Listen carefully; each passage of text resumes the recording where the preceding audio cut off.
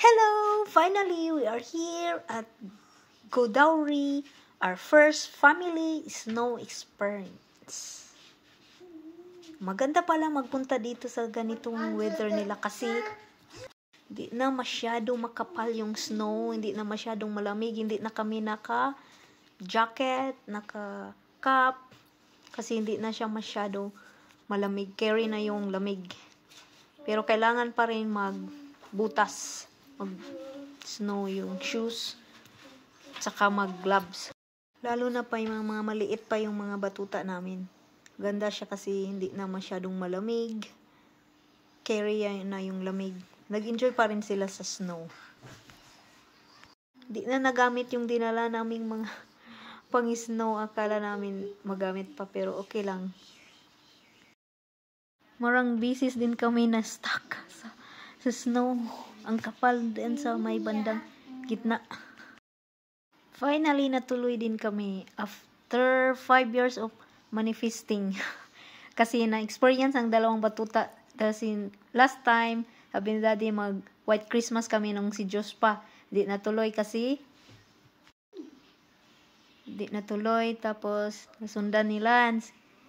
Nagplano din kami. Di din natuloy kasi maliit pa si Lance. Tapos, nung nagplano kami magpunta na sundan ni Bunso. Sabi namin, magmalaki-laki na si Bunso. Ay, medyo malaki-laki na si Bunso ay nag-pandemic din. Wala na after 3 years hindi nakatravel at finally nakapag-travel uli.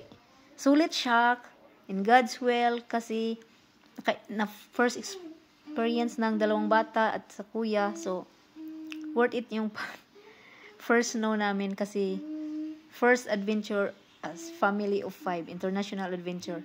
Family of 5, 5 na kami. At least, na ano yung ng dalawang bata. Enjoy watching! Thank you for watching! This is our first snow experience at Godauri, Georgia. Thank you for watching! Bye for now!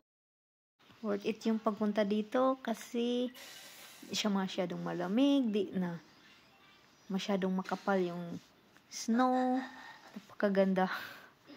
Kasi pa spring na, yun o, hindi na masyadong makapal. Nagdala nga kami ng jacket pero di na nagamit.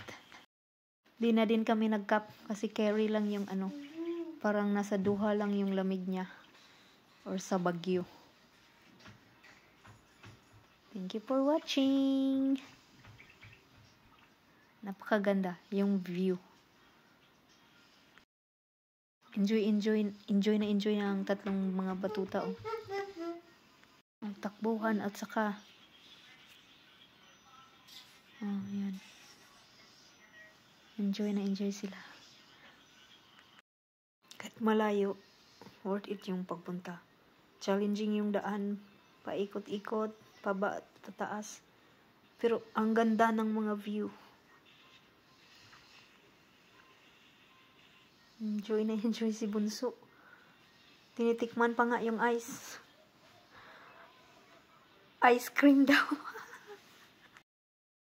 Thank you, Lord, for your guidance and provision. For the safe flight going here.